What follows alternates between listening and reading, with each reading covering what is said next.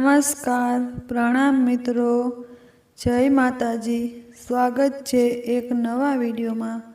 તો આજની વાત છેલ્લે સુધી સાંભળવા નમ્ર વિનંતી। અને આજનો વિડીયો સારો લાગે તો લાઈક અને કમેન્ટ કરી ચેનલને સબસ્ક્રાઈબ જરૂરથી કરજો।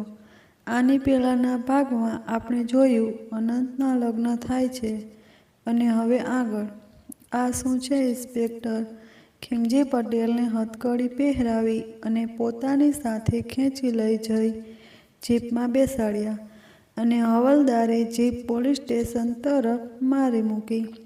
આ પેટી મને વલ્લભ શેઠે આપી છે અને આ કમરપટ્ટો મારી તરાણાનો છે। ખીમજી પટેલ પોતાની સફાઈ આપવાની કોશિશ કરી રહ્યા હતા। સફેદ જૂઠ દીવા જેવી ચોખ્ખી વાત છે। વલ્લભરાય પારેખના પુત્ર અનંતરાય પારેખે આ પોલીસ સ્ટેશનમાં તમારી વિરુદ્ધ ફરિયાદ નોંધાવી છે। ઇન્સ્પેક્ટરે લાકડાનો દંડો ખીમજી પટેલના બરડામાં ફટકાર્યો। ખીમજી પટેલના મોઢામાંથી એક ચીસ નીકળી ગઈ। સાહેબ, હું એકદમ સાચું કહું છું। પોતાનો બરડો પસવારતા ખીમજી પટેલ કરગરી રહ્યા। પોતાનો ગુનો કબૂલ કરી લો પટેલ। જે ગુનો મેં કર્યો જ નથી તો એ હું કેમ કબૂલ કરું? અશક્ય। તમે કમરપટ્ટા સાથે રંગે હાથ પકડાયા છો। સાહેબ, ક્યારેક આંખે દેખેલું પણ જૂઠું હોઈ શકે। ગુનેગાર પોતાનો ગુનો ક્યારેય કબૂલ નથી કરતો। સાચું કહું છું સાહેબ, આ કમરપટ્ટો મને વલ્લભ શેઠે જ આપ્યો છે। છે કોઈ સાક્ષી કે સાબિતી જે આ વાત સાચી પુરવાર કરી શકે? ના ના સાહેબ, કોઈ સાક્ષી નથી, પણ મારા પર વિશ્વાસ કરો। જો મેં કમરપટ્ટો ચોર્યો હોત તો અહીંયા થોડી હોત, ક્યારનો આ શહેર છોડી દીધું હોત। એ જે પણ હોય, વાત સાવ સાફ છે કે આ ચોરી તમે જ કરી છે। હવાલદાર, આમને કોટડીમાં લઈ જાઓ। ઇન્સ્પેક્ટરે હવાલદારને બૂમ પાડી અને મારા માટે ચા મંગાવજો, સ્પેશિયલ કડક મસાલાવાળી। ઇન્સ્પેક્ટરે પોતાની ટોપી અને દંડો ટેબલ પર મૂક્યા અને પગ લંબાવી ખુરશીમાં બેઠા। આ ગુનેગારો પાસેથી ગુનો ઓકાવવો એટલે મોઢામાં આંગળીઓ નાખીને કબૂલ કરાવવું પડે, પણ એ નથી સમજાતું કે પટેલે કમરપટ્ટાની ચોરી કરી શા માટે? અને એ પણ છેક રાજપરા જેવા ગામડેથી આવીને આ વડોદરા જેવા શહેરોમાં। વાતનો ક્યાંય તાળો નથી મળતો। કાંઈક તો ખૂટે છે। ઇન્સ્પેક્ટરે મનોમન વિચારતા બેસી રહ્યા। એટલામાં ચાવાળો છોકરો ચા લઈ આવ્યો। સલામ સાહેબ, આ લ્યો તમારા હારું એકદમ કડક મસાલાદાર ફક્કડ સ્પેશિયલ ચા। ચાના વખાણ કરતાં કરતાં છોકરાએ ચાનો ગ્લાસ ટેબલ પર મૂક્યો। ઇન્સ્પેક્ટર પોતાને શારીરિક થાક અને માનસિક તણાવ ચાની ચૂસ્કીઓ વડે દૂર કરવાનો પ્રયત્ન કરી રહ્યા। સાહેબ, ઇન્સ્પેક્ટર સાહેબ! અનંતનો અવાજ સાંભળી ઇન્સ્પેક્ટર તંદ્રામાંથી બહાર આવ્યા। આવો પારેખ સાહેબ, તમારો ગુનેગાર ઝડપાઈ ગયો છે। અત્યારે કોટડીની હવા ખાઈ રહ્યો છે। હવે જ્યારે મુકદ્દમો ચાલશે પછી જોઈએ જજ સાહેબ શું સજા સંભળાવે છે। હવાલદાર, પારેખ સાહેબ માટે પણ ચા મંગાવો। અરે ના ના સાહેબ, હમણાં પેઢીએથી ચા પીને જ નીકળ્યો છું। એકવાર હજી પી લ્યો। પોલીસવાળાએ મહેમાન ગતિ પણ માણી જુઓ અને ઊભા કેમ છો? બેસો પારેખ સાહેબ। જી। અનંત ઇન્સ્પેક્ટરની સામેની ખુરશીમાં બેઠો। પોલીસ, વકીલ અને ડૉક્ટરથી તો જેટલા છેટા રહીએ એટલું જ સારું। પારેખ સાહેબ, એક વાતની હજી ગળ નથી બેસતી। આ ખીમજી પટેલ આટલે લાંબેથી એટલે કે છેક રાજપરાથી કમરપટ્ટાની ચોરી કરવા અહીં સુધી લાંબા થયા। વાત હજમ નથી થતી। તમને એમના વિશે કોઈ માહિતી હોય તો જણાવો, જેથી અમને આ કેસ ઉકેલવામાં સરળતા રહે. અનંતે ઇન્સ્પેક્ટરને વલ્લભરાયે કહેલી આઝમગઢથી રાજપરા, તરાના અને કમરપટાનું અને વેજ પરથી વડોદરા સુધીની આમિર અલીથી ખીમજી પટેલની સફરનું વર્ણન કર્યું. તો વાત એમ છે. ઠીક છે, હમણાં તો આ કમરપટ્ટો અમારા કબજામાં રહેશે. એકવાર કોર્ટનો ચુકાદો આવી જાય પછી જ તમને સોંપવામાં આવશે. જી સાહેબ, એક વિનંતી છે. ઘરે જતા પહેલાં હું એકવાર ખીમજી પટેલને મળવા માગું છું. અનંતે ઇન્સ્પેક્ટરે આપેલા કાગળ પર એક નજર નાખી. ઇન્સ્પેક્ટરે જણાવ્યા મુજબ સહી કરી. હા, જરૂર મળી શકો છો. હવાલદાર પારેખ સાહેબને ખીમજી પટેલની કોટડીમાં લઈ જાઓ અને ધ્યાન રાખજો પટેલ પારેખ સાહેબને કોઈ નુકસાન ન પહોંચાડે. હવાલદાર અનંતને ખીમજી પટેલ સાથે ભેટ કરાવવા કોટડીમાં લઈ ગયો. ઓહ, તો તમે જ છો આમિર અલી ઉર્ફે ખીમજી પટેલ? અનંત એમની સામે જઈ ઊભો રહ્યો. ખીમજી પટેલ એક લુચ્ચા સ્મિત સાથે એની આંખોમાં આંખો નાખી જોઈ રહ્યા. વલ્લભ શેઠે આ સારું નથી કર્યું છોકરા. જઈને કહી દેજે તારા બાપને આ ખીમજી પટેલ બહુ જલ્દી પાછો આવશે. આ કમરપટ્ટો તો એમને ભલે પાછો મળશે, પણ એમનો એકનો એક ખોટનો દીકરો, એમના ઘટપણની લાકડી એવા આ દીકરાને કોણ બચાવશે? ખીમજી પટેલે પોતાની કમરે ખોસેલી કટાર કાઢી અનંત પર વાર કરવા હાથ ઉગામ્યો, પણ અનંત સમય સૂચકતા વાપરી ખસી ગયો એટલે ખીમજી પટેલનો વાર નિષ્ફળ ગયો. એથી એ ભૂરાયા બની ઘાયલ વાઘની જેમ જનૂનથી ફરી હુમલો કરવા પાછળ ફર્યા, પણ અનંત અને હવાલદાર બંનેએ એમને હુમલો કરવાનો મોકો જ ન આપ્યો. હવાલદારે પાછળથી એમને પકડી લીધા અને અનંતે એમના હાથમાંથી કટાર છીનવી લઈ કોટડીમાંથી બહાર નીકળી ઇન્સ્પેક્ટર પાસે આવીને ટેબલ પર મૂકી દીધી. હવાલદારે પણ ખીમજી પટેલને પાછો કોટડીમાં બંધ કરી તાળું મારી ચાવી ઇન્સ્પેક્ટરને આપી દીધી. ઇન્સ્પેક્ટરે અનંતના ખભે હાથ મૂકી એને સાંત્વના આપી અને અનંત ત્યાંથી નીકળી ઘરે પાછો ફર્યો. બાપુ, હું હમણાં જ પોલીસ સ્ટેશને જઈને આવ્યો છું. કલાકેક પહેલાં ઇન્સ્પેક્ટર સાહેબનો ફોન આવ્યો હતો કે ખીમજી પટેલને હિરાસતમાં લેવામાં આવ્યા છે, એટલે જરૂરી કાગળપત્રો પર મારી સહીની જરૂર હતી, એટલે મને પોલીસ સ્ટેશનમાં બોલાવ્યો હતો. માસી, જમના, એક ગ્લાસ પાણી લાવજો. અનંત બહાર લાકડાની પાટ પર બેસી ગયો. બાપુ, કેમ કોઈ દેખાતું નથી? દીકરા, ચારેય બૈરા એક સાથે ખરીદી કરવા બજારે ગયા છે. તો વડોદરાની બજાર ઉઠી ગઈ સમજો. ચારેય એકી હારે ગઈ છે તો આજે કોકને કોકનું આવી બનશે. ચાર મળે ચોટલા ને ભાંગે ઘરના ઓટલા, અને આ ચારેય તો ચોટલા ઝાલીને ઓટલા ભાંગે એમાંની છે. એમની સાથે રહીને સુજાતા પણ જબરી બની જશે. ચાલ ભાઈ અનંત, આજે જાતે જઈને પાણી પી લે. બાપુ, તમારા માટે લાવું પાણી? લેતો આવજે. વલ્લભરાયે પગને ઠેસ મારી હિંચકો ધકેલ્યો. લ્યો બાપુ. અનંતે આવી પાણીનો ગ્લાસ વલ્લભરાયના હાથમાં આપ્યો. અનંત, પોલીસ સ્ટેશનમાં શું થયું? તું ખીમજી પટેલને મળ્યો? અનંતે ખીમજી પટેલે કટારથી કરેલા હુમલાની વાત વલ્લભરાયને કરી. આ પટેલને જજ સાહેબ આકરી સજા આપે તો સારું. એક નંબરના હરામી માણસ છે.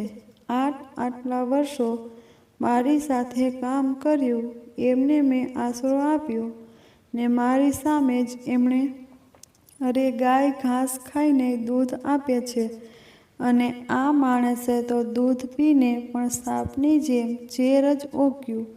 વલ્લભરાય પોતાના બળાપો ઠાલવી હૃદયની વ્યથા હળવી કરી રહ્યા હતા. અને કમરપટ્ટો ક્યાં છે? સાહેબે તને આપ્યો કે નહીં? ના બાપુ, કોર્ટનો ચુકાદો આવ્યા પછી જ આપણને કમરપટ્ટો પાછો મળશે. અને આજે શુક્રવાર છે. લગભગ સોમવાર સુધી આપણે રાહ જોવી પડશે. માતાજી સૌ સારાવાના કરજો. વલ્લભરાય સાથે અનંતના પણ હાથ જોડાઈ ગયા. આશરે પોણા કલાક પછી ચારેય સ્ત્રીઓ બજારમાંથી પાછી આવી. આજે તો ઘરમાં પરમ શાંતિ હતી. આ બોબડી જમનાની બકબક સાંભળીને મારા તો કાન પાકી ગયા હતા. જમનાએ ઘરમાં પગ મૂકતા વેત અનંતને એની મસ્કરી કરવાનું સૂઝ્યું. 100 દાડા સાસુના તો 1 દાડો વહુનો, એમ 100 દાડા જમનાના તો 1 દાડો તમારો. જમનાએ પણ સામે મસ્કરી કરી. એ તો હું પરણીને સાસરે જતી રહીશ પછી ખબર પડશે. આ શાંતિ કેવી અશાંત લાગે છે, સમજ્યા? ખભે લટકતો થેલો બાજુએ મૂકીને જમના પરસાળમાં જ બેસી ગઈ. અનંત, જા દીકરા, બધા માટે પાણી લઈ આવ. રોજ તો આ ચારેયમાંથી કોઈને કોઈ આપણી સેવામાં હાજર જ હોય છે. આજે આપણને એમની સેવા કરવાનો મોકો મળ્યો છે. હા બાપુ, સાચી વાત છે. આજે તો હું મારા હાથે ચા પણ બનાવીને પીવડાવીશ. બનાવતા તો આવડે છે ને ચા? જમનાએ પાછી અનંતની ફિરકી લીધી અને એવી સરસ ચા બનાવીશ કે બધા તારા હાથની બે સ્વાદ ચાનો સ્વાદ પણ ભૂલી જશે. એમ? તો મારે આજે તમારા હાથની જ ચા પીવી છે. જમનાએ સુજાતાને તાળી આપતા કહ્યું. હમણાં જ બનાવી લાવું, તમારો બધો થાક ઉતરી જશે. આ લ્યો ગરમાગરમ મસાલેદાર કડક મીઠી ચા. થોડીવાર પછી અનંત એક ટ્રેમાં ચા ભરેલા કપ લઈને રસોડામાંથી બહાર આવ્યો. આ પહેલો કપ જમના માતાજીનો. માતાજી રીઝે તો સૌ કામ કીજે. અનંતે જમનાના હાથમાં ચાનો કપ આપ્યો ને પછી વારાફરતી બધાના હાથમાં 1 કપ આપ્યો. આ શું, ચામાં ખાંડ નાખી છે કે મીઠું? જમનાએ પહેલે જ ઘૂંટડે ચાનો કપ બાજુએ મૂકી દીધો. એ તો જેનામાં જે હોય ઓછું એ નખાય. પી લે, આવી ટેસ્ટી ચા તને જિંદગીભર ક્યાંય નહીં મળે. એમ? એટલે કે મારામાં મીઠું ઓછું છે. બતાવું હમણાં? હજી જમના ઊભી થવા જતી હતી ત્યાં અનંતે એના હાથમાં પોતાના હાથમાં રહેલો ચાનો કપ પકડાવી દીધો. લે ચીબાવલી, પી લે આ ચા અને માફ કરજે, તારા એકલીની ચામાં મેં થોડું મીઠું ભેળવ્યું હતું. અનંત કાન પકડી જમના સામે ઊભો રહ્યો. જાઓ, માફ કર્યા. તમે પણ યાદ કરશો કે જમના જેવી કોઈ નાની નટખટ બેન તમારી મસ્તી કરવાનો હક ધરાવતી હતી. જમનાની આંખો ભરાઈ આવી. એની સાથે હાજર રહેલા સૌ અનંત અને જમના વચ્ચેના પવિત્ર સંબંધના સાક્ષી બની પોતાની આંખોના ભીના ખૂણા લૂછી રહ્યા હતા. ચા પીને સૌ કામે લાગ્યા. રાત્રે જમી પરવારીને બધા થોડીવાર વાતો કરી પોતપોતાના રૂમમાં સૂવા માટે જતા રહ્યા. રાત્રિના 2:30-3 વાગ્યા હતા ત્યારે વલ્લભરાયના રૂમમાં રહેલા ફોનની રિંગ ધણધણી ઉઠી. રિંગના એક ધારા અવાજથી વલ્લભરાય અને નિર્મળા ઘેરી ઊંઘમાંથી જાગી ગયા. પણ ત્યાર સુધી રિંગ બંધ થઈ ગઈ. અટાણે આટલી રાતે કોનો ફોન હશે? બેઉ એકમેક તરફ પ્રશ્નસૂચક નજરે જોઈ રહ્યા.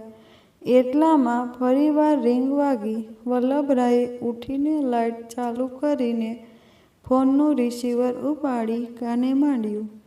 ફોનના સામા છેડે રહેલી વ્યક્તિની વાત સાંભળી વલ્લભરાયના હાથમાંથી રિસીવર છટકી ગયું ને ટેબલ નીચે લટકી રહ્યું. નિર્મળાએ જોયું તો વલ્લભરાયના કપાળે પરસેવો વળી રહ્યો હતો. આંખો ચકડવકડ થઈ રહી હતી. વલ્લભરાયની આંખે અંધારા આવી ગયા અને એ પલંગ પર ફસડાઈ પડ્યા. કોનો ફોન હતો? અનંતના બાપુ. વલ્લભરાયની સ્થિતિ જોતા નિર્મળા પાણીનો ગ્લાસ ભરી વલ્લભરાયને આપે છે. હા, પૂછું તમને, અટાણે કોનો ફોન હતો? વાત શું છે? ફોડ પાડો કાંઈક.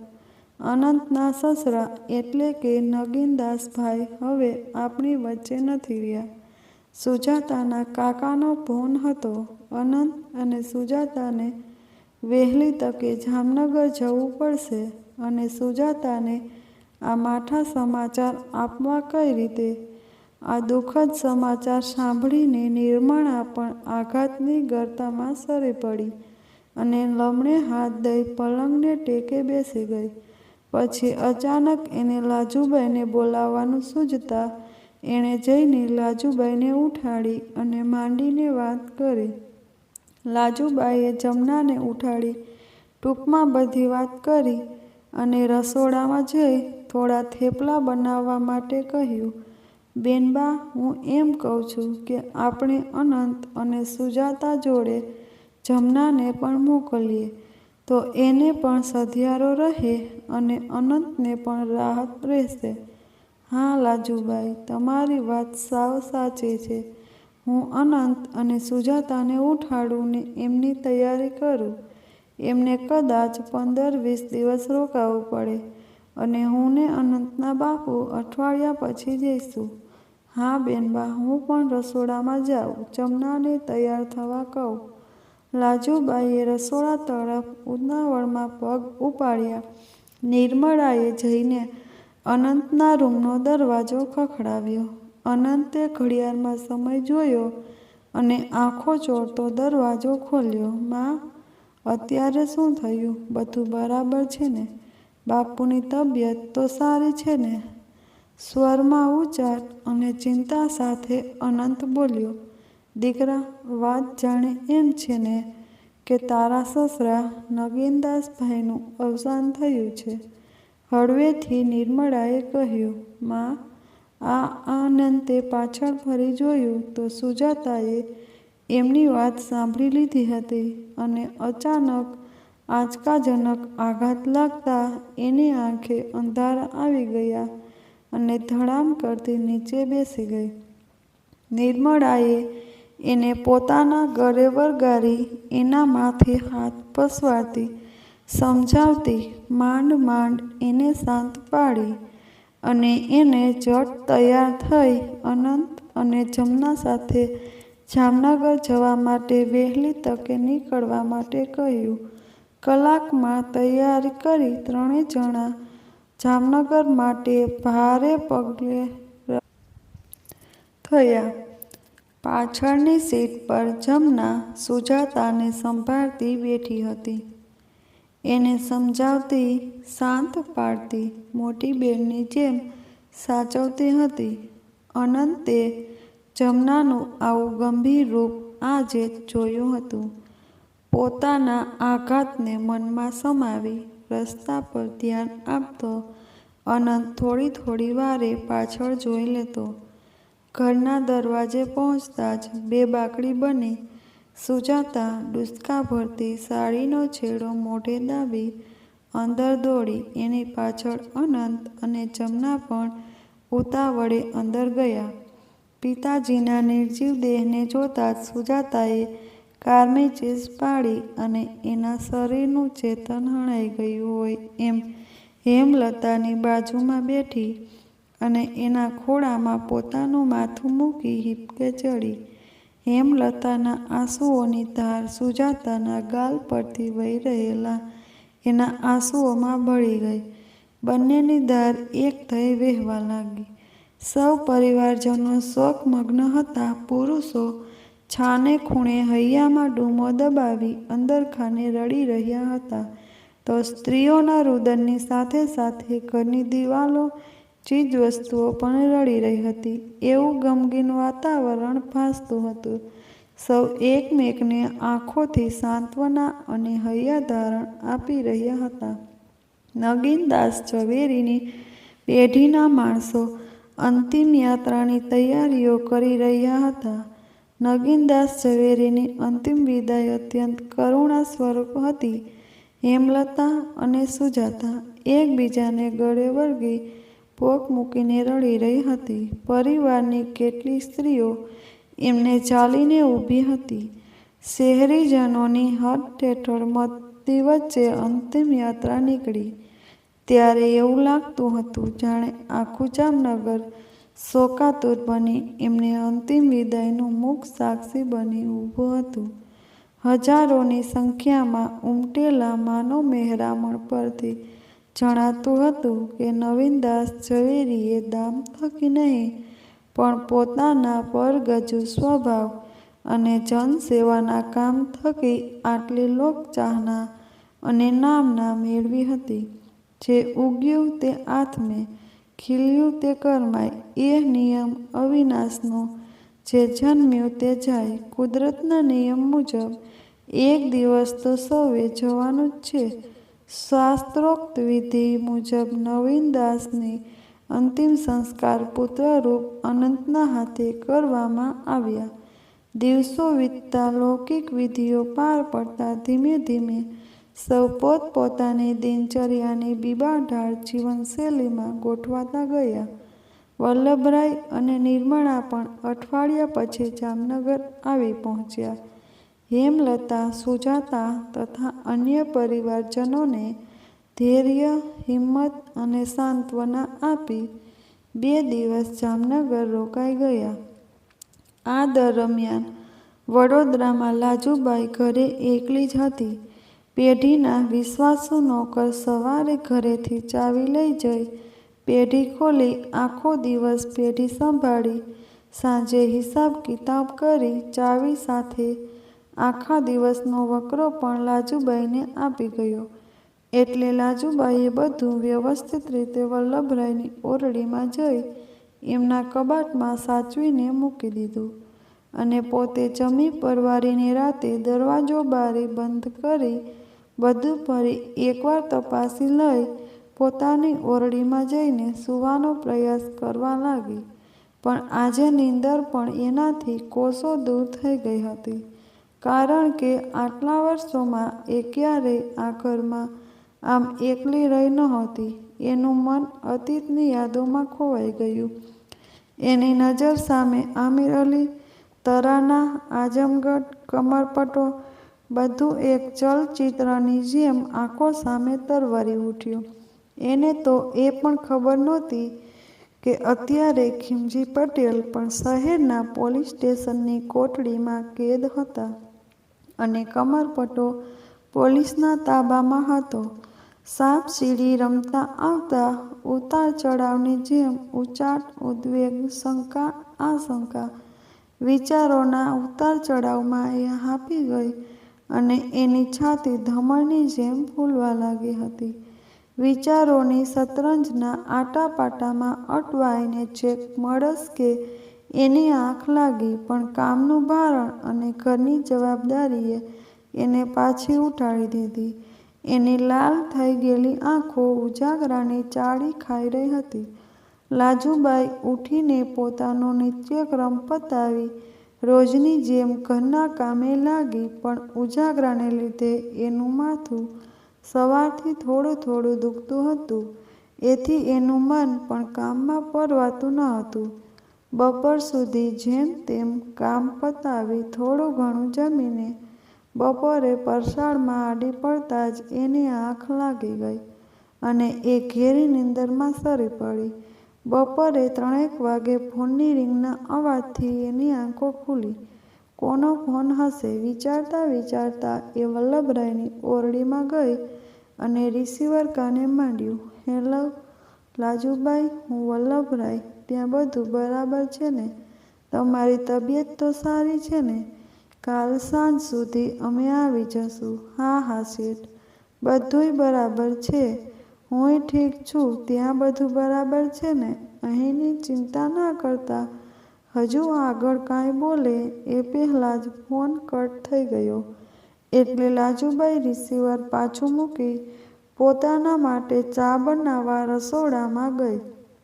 સ્ટવ પર મૂકેલી ચા ધીમા તાપે ઉકળતી હતી ત્યાં એને પાછી ફોનની રિંગ સંભળાઈ. એટલે પાછી એ વલ્લભરાયની ઓરડી તરફ ગઈ. શેઠનો ફોન પાછો આવ્યો લાગે છે. ત્યારે વાત પૂરી થઈ નહીં એટલે કદાચ પાછો ફોન લગાડ્યો હશે એમ વિચારતી પાછી અંદર જઈને રિસીવર ઉપાડ્યું. ફોન કાને ધરી હજી કાંઈ બોલવા જાય ત્યાં સામે છેડેથી પડછન પૌરુષી અવાજ સંભળાયો. પારેખ સાહેબ, 2 દિવસ પછી કોર્ટમાં ખીમજી પટેલનો કેસ અને ચુકાદો પણ એ જ દિવસે આવી જશે. ખીમજી પટેલને કમરપટ્ટો ચોરવાના ગુનામાં ઓછામાં ઓછી 3 વર્ષની સજા તો જરૂર થશે અને ચુકાદો આવ્યા પછી આપનો કમરપટ્ટો પણ પાછો મળી જશે. તો તમારે પણ એ સમયે કોર્ટમાં હાજર રહેવું પડશે. માટે સમયસર આવી પહોંચો. ઇન્સ્પેક્ટરે અજાણતા જ આ માહિતી લાજુબાઈને આપી દીધી. પોલીસ સાહેબ, હું લાજુબાઈ બોલું છું. શેઠ સાહેબ પરિવાર જોડે જામનગર ગયા છે. કાલે આવશે. તમે આપેલા સમાચાર હું શેઠને આપી દઈશ. લાજુબાઈએ સુખદ આશ્ચર્યજનક સ્મિત સાથે ફોન પાછો મૂક્યો અને રસોડામાં જઈ તૈયાર થયેલી ચાનો કપ ભરી પરસાળમાં આવી ને હિંચકે બેઠી પૂર્ણ આસ્વાદ સાથે ચાની ચૂસકી ભરતા ભરતા પોતાનું ઉજાગરાથી ઠપ થઈ ગયેલું મગજ ફરી કામે લગાડ્યું અને આ માહિતી પોતાના માટે કેટલી ઉપયોગી થશે એના તાણાવાણા ગૂંથવા અને ઉકેલવામાં લાગી ગઈ. અને બીજા દિવસે ખીમજી પટેલને કેવી રીતે મળવું એનો રસ્તો શોધવાનો વિચારો ઘડવા લાગી. પણ આવનારી આવતીકાલના પેચીદા પગરવથી અજાણ લાજુબાઈ મનમાં ચાલી રહેલી યોજના પાર પાડવાના કિમિયા ઘડતી સુખી ભવિષ્યની કલ્પના સૃષ્ટિમાં રાચવા લાગી. એના હાથમાં પારસમણી આવ્યો છે કે પથ્થર એ તો આવનારો સમય જ સિદ્ધ કરી બતાવશે. અને જામનગર ગયા પછી પારેખ પરિવાર અને જમના સાથે કઈ અણધારી ઘટના ઘટશે. હજી કેટલાય આરોહ અવરોહના તરાપા પર સવાર થઈ રહેલા આવતીકાલ હજી કઈ દિશામાં ફંટાશે એનાથી અજાણ લાજુબાઈ ચા પીને હિંચકાને પગેથી ઠેસ મારતી આનંદના હિલોડે હિંચવા લાગી. 10 ઝવેરીના મૃત્યુ પછી બધી લૌકિક ક્રિયા પતાવી બધું નિર્વિઘ્ન પાર પાડી સાંજે જમીને ઝવેરી પરિવાર અને પારેખ પરિવાર પણ બંગલાની બહાર લોનમાં વાતો કરતા બેઠા હતા. ધંધાકીય, રાજકારણ, પારિવારિક વાતો કરતા કરતા જમના માટે સારો મુહૂર્ત શોધવાની વાત નીકળી. લ્યો, આ તો એવી વાત થઈ કે બગલ મેં છોરા ઓર ગાંવ મેં ઢિંઢોરા. સુજાતાના પ્રભા કાકીએ તક ઝડપી લીધી. ભાભી, આપણા ગોદાવરી ફઈ છે, ઈશ્વર બુઆ છે ને, અને પેલા કાંતિના બા બાપુ. પેલો કાંતિ જે આપણી પેઢીએ દાગીના ઘડવાનું કામ કરે છે. શાંત, હસમુખો, પરગજુ અને મહેનતુ છોકરો છે. એક જ છોકરો છે, 2 બહેનો છે. એ પરણીને સાસરે સુખે છે. અરે હા પ્રભા, સારું થયું તને ધ્યાનમાં આવ્યું. હું તો ભૂલી જ ગઈ હતી. ખાનદાની ખોરડું છે અને ફઈ ફુવા પણ ભગવાનના માણસ છે. નિર્મળાબેન, તમે જમનાને પૂછી જુઓ તો અમે એના માટે વાત ચલાવીએ. હેમલતાએ નિર્મળા અને વલ્લભરાયને પૂછ્યું. જો છોકરો સારો હોય તો અમને નથી લાગતું કે જમના કે લાજુબાઈને કોઈ વાંધો આવે. યોગ્ય પાત્ર મળી જાય તો અમારી અને લાજુબાઈની ચિંતા ટળી જાય. નિર્મળાએ જમના સામે જોયું તો જમનાનો ચહેરો શરમથી ગુલાબી થઈ ગયો હતો. હજી તો વાત કરી ત્યાં જ જમના આટલી શરમાઈ ગઈ. તો વાત આગળ વધશે ત્યારે કેમ? જમના અત્યારથી જ મનમાં લાડુ ફૂટવા માંડ્યા ને. અનંતે પણ નિર્મળાની વાતમાં સૂર પુરાવ્યો. જમના બંને હાથની હથેળીમાં પોતાનું મોઢું છુપાવતી શરમાઈને ઉઠીને ત્યાંથી દોડી. એકવાર જમનાબેન અને કાંતિભાઈની મુલાકાત તો કરાવીએ. જો બંનેની મજૂરી મળે તો વાત આગળ વધારીએ. સુજાતાએ પોતાનો મંતવ્ય આપ્યો. બધા સુજાતાની વાત સાથે સહમત થયા અને બીજા દિવસે સુજાતાના કાકા કાકીએ કાંતિના મા બાપુને મળી જમના વિશે વાત કરી. જૂનવાણી અને રૂઢિચુસ્ત હોવાથી પહેલાં તો એ બંને જમના અને કાંતિની મુલાકાત માટે હામી ન ભરી. કાકા કાકીએ ઘણું સમજાવતા છેવટે કચવાટે બંને તૈયાર થયા. એટલે બીજે દિવસે કાંતિને અને એના મા બાપુને હેમલતાએ પોતાના બંગલે બોલાવ્યો અને જમના સાથે મુલાકાત કરાવી. જમનાનું સાદગીપૂર્ણ સૌંદર્ય કાંતિના દિલને સ્પર્શી ગયું. તો જમનાને પણ નિખાલસ અને વાચાળ કાંતિ ગમી ગયો અને બંનેએ લગ્ન માટે પોતાની સંમતિ જાહેર કરી. ખુશીઓની શરણાઈ ફરી વાગવાના એંધાણ સાથે બધાએ ગોળ ધાણા ખાધા અને ફોન કરીને લાજુબાઈને પણ આ સમાચાર આપ્યા, જેણે એને સહર્ષ વધાવી લીધા. વધુ એક દિવસ રોકાઈને પારેખ પરિવાર વડોદરા આવવા માટે રવાના થયો. આ તરફ લાજુબાઈ વિચારતી હતી કે ઉપરવાળો પણ ખુશીઓ આપે છે ને તો એક સાથે આપે છે. એક તરફ ખીમજી પટેલ વડોદરાના પોલીસ સ્ટેશનની કોટડીમાં હોવાના સમાચાર અને બીજી તરફ જમના માટે યોગ્ય પાત્ર મળી પોતાની જવાબદારીમાંથી ચિંતામુક્ત બનવાના સુખદ સમાચાર. એ ધરતીથી 2 વેંત અધર ચાલવા લાગી અને સાથે સાથે ખીમજી પટેલને મળવાના પેતરા વિચારવા લાગી. બીજા દિવસે ઘરનું કામ પતાવી ઘર બંધ કરી લાજુબાઈ બજારમાં જવા નીકળી. પણ બજારમાં જતા પહેલાં એ પોલીસ સ્ટેશનમાં પહોંચી ગઈ. સાહેબ, સાહેબ, લાજુબાઈ ઇન્સ્પેક્ટરના ટેબલ સામે આવીને ઊભી રહી ગઈ. બેન, કોણ છો તમે? ઇન્સ્પેક્ટરે સવાલ કર્યો. હું લાજુબાઈ વલ્લભ શેઠના ઘરે કામ કરું છું. લાજુબાઈ એટલા ઊંચા અવાજે બોલી જેથી ખીમજી પટેલ સાંભળી શકે. જેવું લાજુબાઈનું નામ અને અવાજ સાંભળ્યા એટલે ખીમજી પટેલના કાન ઊંચા થઈ ગયા. એ કોટડીની જાળી પાસે આવી ઊભો રહ્યો અને આમ તેમ જોવા લાગ્યો કે લાજુબાઈ ક્યાં ઊભી છે.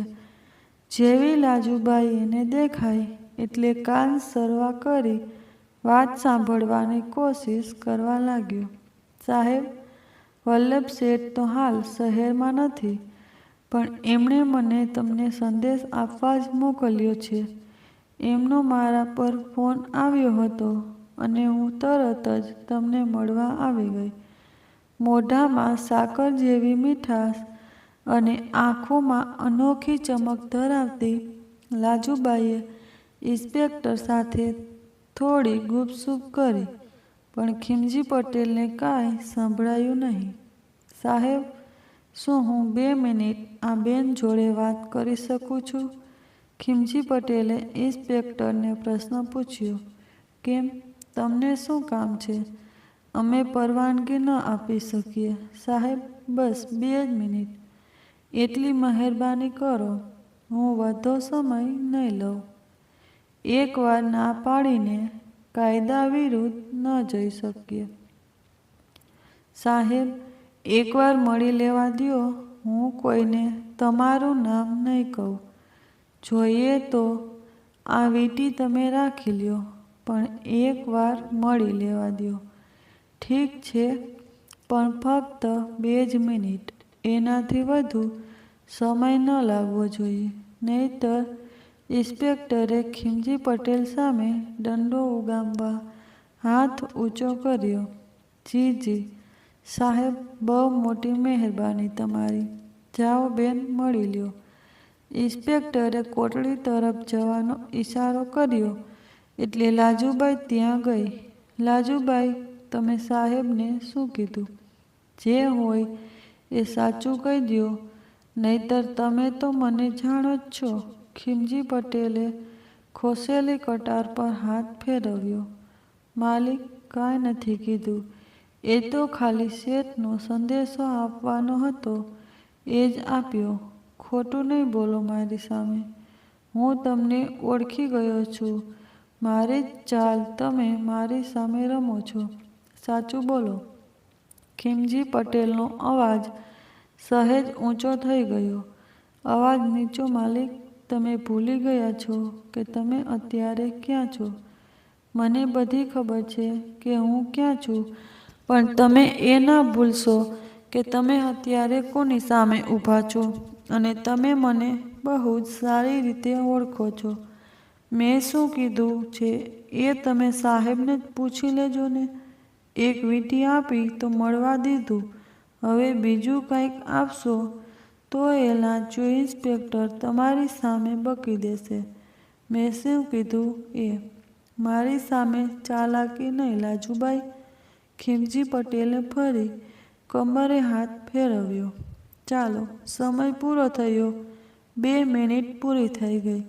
ઇન્સ્પેક્ટરે આવીને કોટડીના દરવાજે પોતાનો દંડો પછાડ્યો. જી સાહેબ, હું રજા લઉં છું. લાજુબાઈએ ખીમજી પટેલ સામે સ્મિત કર્યું અને નીકળી ગઈ. સાહેબ, તમને આ બેને શું કીધું? તમને એનાથી શું મતલબ? એણે મને જે કીધું હોય એ. સાહેબ, કુર્તાના ખિસ્સામાંથી કેટલાક રૂપિયા કાઢીને ખીમજી પટેલે કોઈ જોઈ ના જાય એમ ઇન્સ્પેક્ટરના હાથમાં પકડાવી દીધા. લાલચ બુરી બલા છે, પણ શું કરું?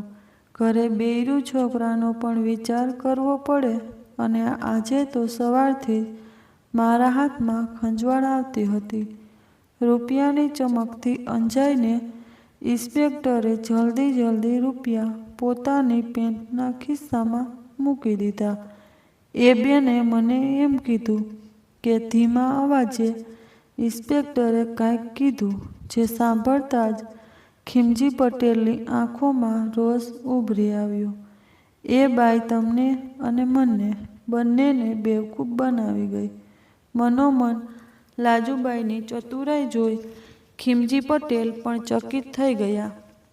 એ બાઈ તમને ખાલી એટલું જ કહેવા આવી હતી કે એ તમને મારી પાસેથી કોઈ પણ કારણ વિના પૈસા અપાવી શકે છે, અને તમે એની વાતમાં પોળવાઈ પણ ગયા. વાહ લાજુબાઈ, વાહ! તું તો ફક્ત ખાતરી કરવા આવી હતી કે હું અહીં છું કે નહીં. કાલે બપોરે સાહેબે ફોન કર્યો ત્યારે મને ખબર નહોતી કે અજાણતા જ એમને તને મારા અહીંયા હોવાના ખબર આપ્યા છે. મનોમન વિચાર કરી પટેલ પાછા પોતાની જગ્યાએ જઈને બેસી ગયા. માલિક સમજી તો ગયા જ હશે કે હું ફક્ત એમના ત્યાં હોવાની ખાતરી કરવા જ ગઈ હતી, અને પેલો લૂચો લાંચ્યો પોલીસ મળી ગયો એમાં મારું કામ થઈ ગયું.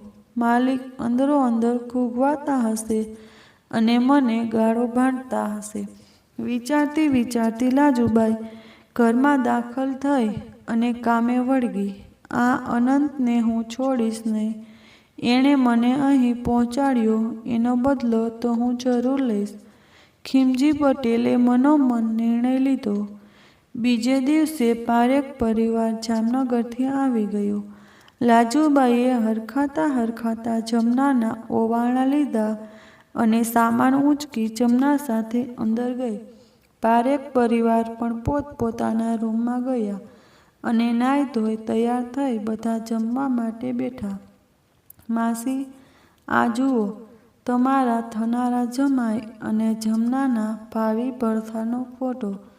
અનંતે કાંતિનો ફોટો લાજુબાઈને બતાડ્યો, જે લાજુબાઈ ભરેલી આંખે જોઈ રહી. તને છોકરો પસંદ છે ને જમના? લાજુબાઈએ જમનાને પૂછ્યું. તો જમનાએ શરમાતા હકારમાં માથું હલાવ્યું. નિર્મળા અને સુજાતા જમીને આરામ કરવા પોતાના રૂમમાં ગઈ અને અનંત અને વલ્લભરાય હિંચકે બેઠા. બાપુ, કાલે કોર્ટમાં ખીમજી પટેલનો કેસ ચાલવાનો છે અને મારે પણ ત્યારે હાજર રહેવું પડશે. જોઈએ જજ સાહેબ શું ચુકાદો આપે છે. તમે આરામ કરો, હું પેઢીએ જઈ આવું. અનંત પેઢીએ જતો રહ્યો અને વલ્લભરાય આરામ કરવા રૂમમાં ગયા. પેઢીએ જઈ અનંતે 2 દિવસનો બાકી રહેલો હિસાબ જોયો અને સાંજે પેઢી વધાવીને ઘરે જતા પહેલાં પોલીસ સ્ટેશનમાં ગયો. આવો પારેખ સાહેબ, સારું થયું તમે આવી ગયા. કાલે તમારે પણ કોર્ટમાં હાજર રહેવાનું છે, એ યાદ છે ને? હા સાહેબ, યાદ છે. આ તો ઘરે જતો હતો તો થયું તમને મળતો જાઉં. એક વાત કરવી છે. તમારા ઘરે જે બેન છે ને, શું નામ? યાદ આવ્યું. લાજુબાઈ કાલે અહીં આવ્યા હતા ખીમજી પટેલને મળવા. શું? એક આંચકા સાથે અનંત ખુરશીમાં બેસી ગયો. અને તમે એમને મળવાની પરવાનગી કેમ આપી? અને એમની વચ્ચે શું વાતચીત થઈ? તમને કાંઈ ખબર છે? શું વાત થઈ એ તો કહેવું મુશ્કેલ છે, પણ 2 જ મિનિટમાં એ અહીંથી જતા રહ્યા.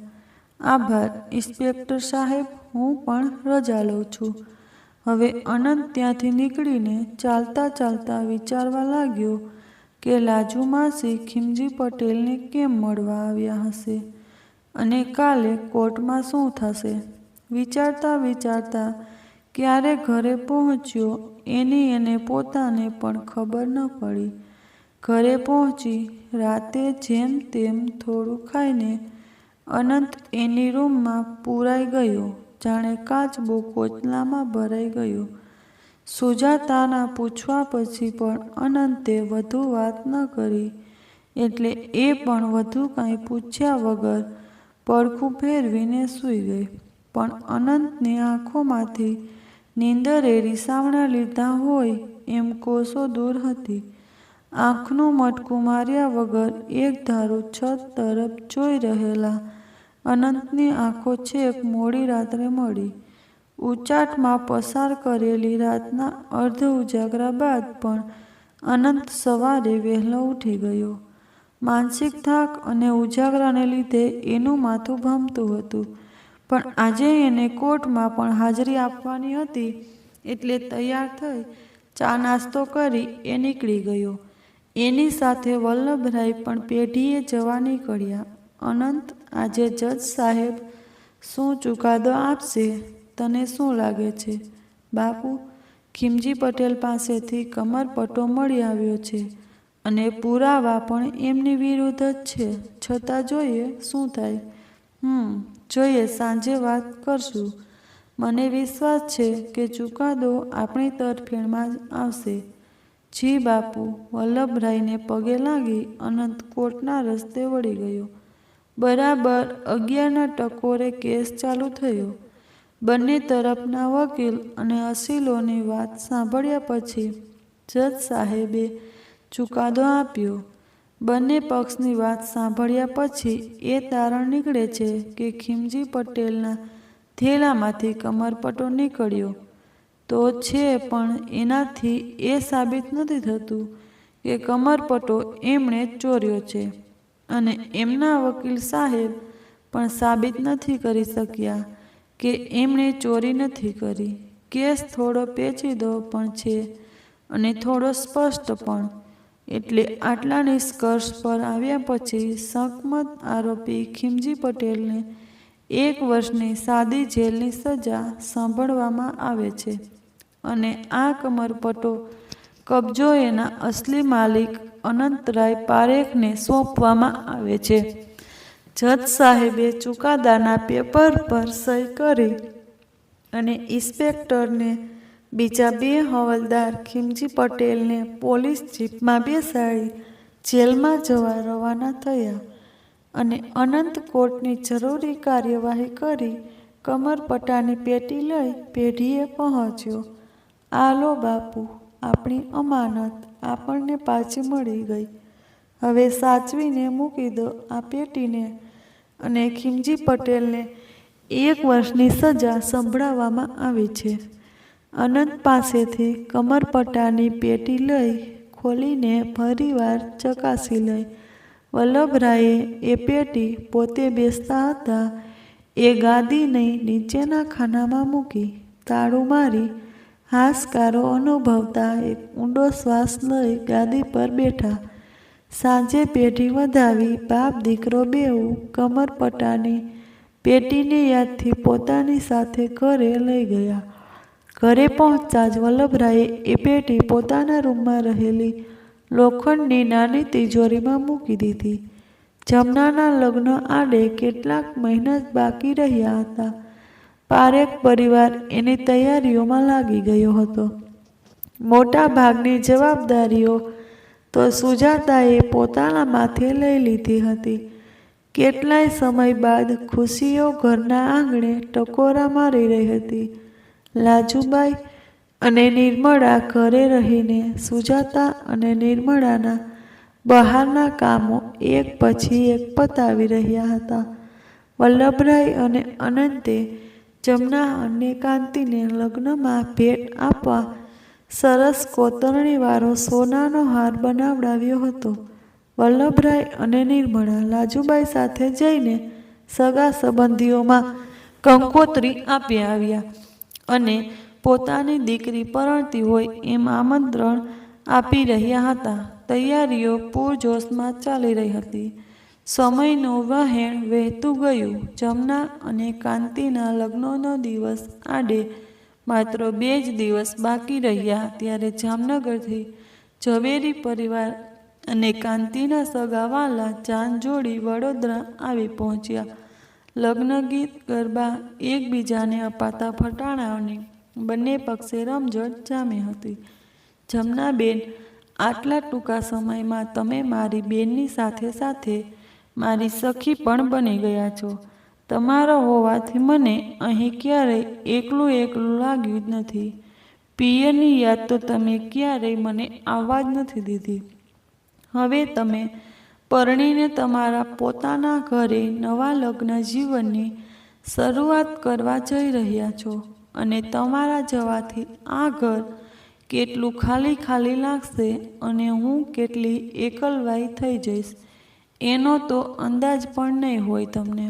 સુજાતા જમનાને ગળે વળગીને રડી રહી હતી તો જમનાની આંખોથી પણ ગંગા જમના વહી રહી હતી. ભાભી, હું તનથી ભલે તમારાથી દૂર થઈશ પણ મનથી તો તમારી સાથે કાયમ માટે જોડાયેલી રહીશ. તમે અને આ પરિવારે મને પોતાની સગી દીકરી કરતાં પણ વધુ માન સન્માન આપ્યું છે. તમે બંને આજે જ બધા આંસુઓ વહાવી દેશો કે જમનાની વિદાય માટે પણ બાકી રાખશો? આટલું રડશો તો ક્યાંય આ પારેખ નિવાસમાં આંસુઓનું ઘોડા ન આવી જાય. અનંત બારણામાં ઊભો એ બંનેને રડતા જોઈ પોતાના આંસુઓ છુપાવતો વાતાવરણ હળવું કરવાનો પ્રયાસ કરી રહ્યો હતો. ભાભી, હવેથી તમારે અનંતભાઈનું ધ્યાન સરખું રાખવું પડશે. મારી જવાબદારી પણ તમારે જ નિભાવવી પડશે. અત્યારે પણ એ પોતાના આંસુઓ આપણાથી છુપાવી રહ્યા છે. અંદરો અંદર તો એ પણ રડી રહ્યા છે. ભાઈઓ આવા જ હોય છે, બહારથી નાળિયેરની કાચરી જેવા અને અંદરથી નરમ મીઠા ખોપરા જેવા. અને અનંતભાઈને તો હું આટલા વર્ષોથી ઓળખું છું. એમના જેવા ભાઈ તો નસીબદારને જ મળે છે. જમના અનંત અને સુજાતાને પગે લાગી અને ભાભી, જો ભાઈ તમને જરા પણ હેરાન કરે તો મને બોલાવી લેજો. આવીને એવો સીધો દોર કરી નાખીશ ને. રડતા રડતા જમના હસી પડી. એની સાથે અનંત અને સુજાતા પણ હસી પડ્યા. આખરે લગ્નનો દિવસ પણ આવી પહોંચ્યો. પરંપરાગત વિધિ અનુસાર જમના અને કાંતિના લગ્ન નિર્વિઘ્ને રંગેચંગે પાર પડી ગયા. ભારે હૈયે લાજુબાઈ અને પારેખ પરિવારે જમનાને વિદાય આપી. લગ્નની સાંજે જમનાને લઈને કાંતિ, એનો પરિવાર અને ઝવેરી પરિવાર જામનગર માટે નીકળી ગયા. અઠવાડિયું તો લાજુબાઈએ રડી રડીને વિતાવ્યો. આટલા વર્ષોમાં મા દીકરી બંને ક્યારેય એકબીજાથી અલગ નહોતા થયા અને જમનાના સાસરે ગયા બાદ લાજુબાઈ બધાના હોવા છતાં પણ જાણે એકલવાઈ થઈ ગઈ હતી. માસી, એક વાત પૂછવી છે, પૂછું? એક સાંજે જમીને બહાર બેઠેલા અનંતે જોયું કે લાજુબાઈ એકલી જ છે એટલે એણે સવાલ પૂછ્યો. હા હા, પૂછ દીકરા. આ તારી માસી એટલી પરાઈ થઈ ગઈ કે તારે મને કાંઈ પણ પૂછવા માટે રજા લેવી પડે? અરે ના ના માસી, એવું કાંઈ જ નથી. આ તો બસ એટલું જ પૂછવું હતું કે તમે ખીમજી પટેલને મળવા પોલીસ સ્ટેશનમાં ગયા હતા. શું? એ હા, એ તો. લાજુબાઈ થોથવાઈ ગઈ. શું થયું માસી? કેમ આટલા ગભરાઈ ગયા છો? ના ના, કાંઈ નહીં. સાડીના છેડેથી કપાળે વળેલો પરસેવો લૂછતા લાજુબાઈ સ્વસ્થ થવાનો પ્રયત્ન કરવા લાગી. એ તો એમ થયું કે લાજુબાઈએ ઇન્સ્પેક્ટરના આવેલા ફોનથી માંડીને પોતે જેલમાં જઈ ખીમજી પટેલને કેમ મળી એની અર્ધસત્ય કહાણી અનંતને કહી સંભળાવી. પણ અનંતને પણ હતી કે લાજુબાઈ એવી કોઈ વાત જાણે છે જે એનાથી છુપાવી રહી હતી. પણ એકે અક્ષર બોલ્યા વગર એ ત્યાંથી ચૂપચાપ પોતાના રૂમમાં આવી ગયો. જમનાના લગ્નને એકાદ મહિનો વીત્યો હશે ત્યાં જમના લગ્ન પછી ફેરો વાળવા કાંતિ સાથે વડોદરા આવી હતી. 2 દિવસ રોકાઈને કાંતિ તો પાછો જામનગર જતો રહ્યો હતો. સુખી લગ્ન જીવનની અનેરી ચમક જમનાના રતુમડા ગાલોને ચમકાવી રહી હતી. જમનાના આવ્યા બાદ પારેખ નિવાસમાં ચહેલ પહેલ અને રોનક વધી ગઈ હતી.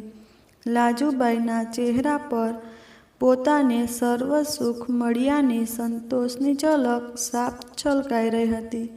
દીકરી સુખી હોવાનું જાણી પોતે હવે નિશ્ચિત બની ગઈ હતી. પણ સર્વસ્વ પામ્યાની અધકેરી ખુશી જ એના મૃત્યુનું કારણ બનશે એ તો એ પોતે પણ જાણતી નહોતી. અને જમનાના વડોદરા આવ્યાના 5મા દિવસે જ એ જમનાને પારેખ પરિવારના હાથમાં સોંપી દઈ અનંતની વાટે ઉપડી ગઈ.